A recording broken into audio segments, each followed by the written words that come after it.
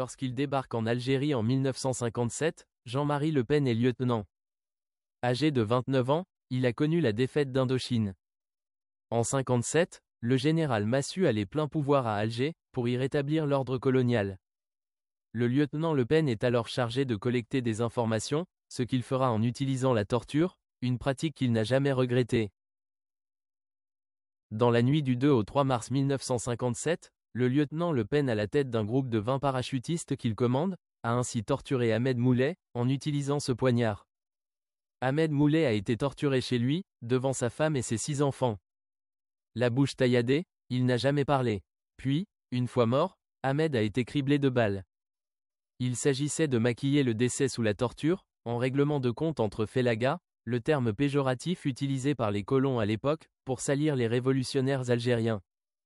C'est au cours de la séance de torture, que Le Pen a perdu son poignard, qui faisait 25 cm, et a été fabriqué par les jeunesses hitlériennes. C'est l'un des fils d'Ahmed Moulay, Mohamed, qui a par la suite retrouvé le poignard, et l'a caché pendant 40 ans. Il l'a confié plus tard à la journaliste Florence Baugé, travaillant pour le journal Le Monde, et qui a publié le livre Algérie, une guerre sans gloire. Par conséquent, la seule mort dont nous devrions parler ce n'est pas celle de Jean-Marie Le Pen, mais celle de Ahmed Moulay. Sans compter les anonymes qui ont dû périr avec son couteau. Un célèbre ouvrage, Le Pen et la torture, Alger 1957, l'histoire contre l'oubli, retrace le parcours sanglant de Le Pen en Algérie.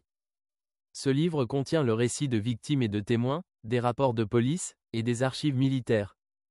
Autant de preuves accablantes des crimes de Le Pen.